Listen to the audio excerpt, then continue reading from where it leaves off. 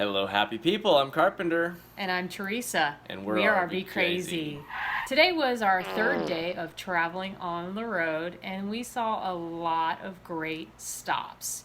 The first stop after visiting a girlfriend of mine who graciously donated a few uniforms to me, who you saw in the last video, we went out for lunch to Watson's Barbecue.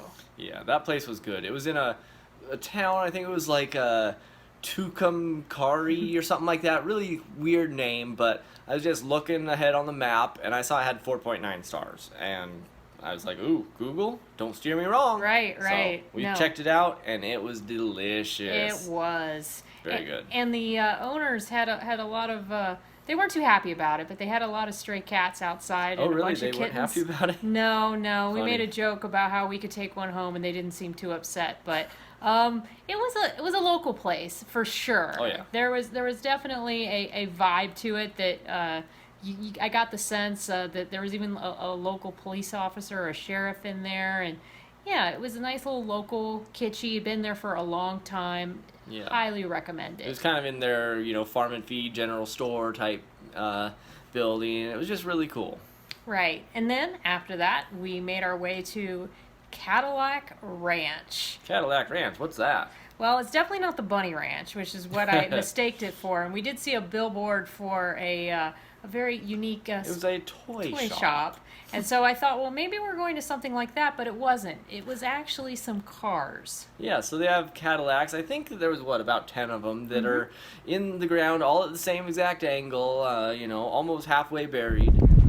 Hey, everybody, we are at Cadillac Ranch. We're going to go check out some Cadillacs shoved in the ground. Yes, first stop of the day.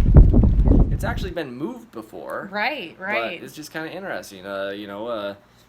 Was he a millionaire or what? Yeah, he was a local millionaire in Amarillo who took the idea of a few artists and brought it to life. And you can go there, purchase some spray paint or use some of the spray paint that's just lying around, and you can spray paint the cars as well, which we did. Many coats on the cars. They were thick with paint. Right. And there's been a lot of movies and songs about this place, so it was quite the interesting... Not really about, but that have happened at this place. But so it was quite the interesting attraction. So yeah, it was just kind of cool, something to see. After that, we made our way to the RV Museum. Yes, Jack Sizemore has an RV dealership. It's a huge dealership, and they actually have great reviews.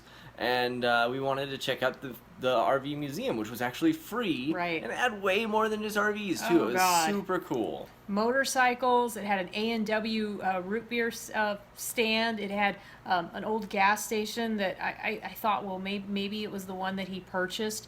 But wow, such an interesting museum and such a great public service to the community. Yeah.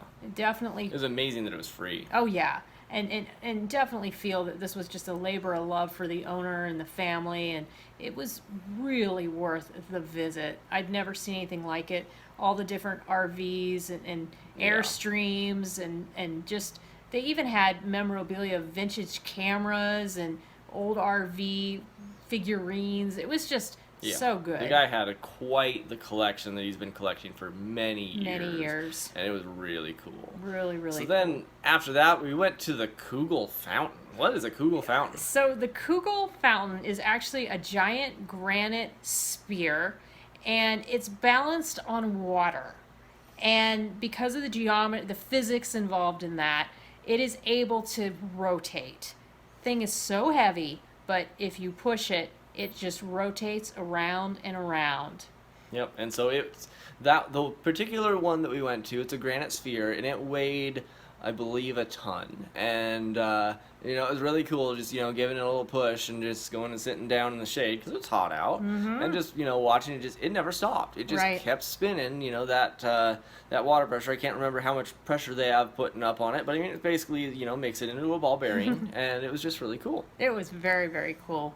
So then after that, we made our way for dinner at the Big Texan Ranch. That was a ginormous restaurant. Oh, it was huge. I couldn't believe how big that place was. Yep. We thought we had seen it all, and then we walked over to the other side where the bathrooms were, and it was like, oh my gosh, there's a whole other place here. Oh, yeah. And it's crazy. It was pretty good. I would have liked the steaks to be seasoned. I think that's a Yeah. thing in Texas, right? I don't think they season their meat, but No. I mean, yeah, we like to season our meat, and we think it accentuates the flavor of the steak. Yes, But yes. some people might think that otherwise. Oh Right, well. right. I mean, It's all in your own taste. right. And it was still good. And then afterwards, we went down and had some free fudge samples and ice cream samples, and we got to see where the huge steak, how big that is. Yeah, and they have a contest 72-ounce steak that they contest, do. and all those. It's crazy. There's no way I'd be able to do it, but Right. Yeah, it was I can only interesting. finish about 2 pounds of steak myself. So after that, we headed here to the hotel. Yep. We Little are hotel, and gonna go to bed in a little bit and then bring y'all around for our travels tomorrow. But overall, a great day. We got to see a lot of sights, and thankful for this time to travel cross country and see parts of America that I'd never seen before. yeah, it's been a good travel day. We had a nice shorter travel day today, so it wasn't Yes. absolutely insane. No. And yeah, it was a good day. Yep. So we will talk to you guys later. Have a great day. Bye.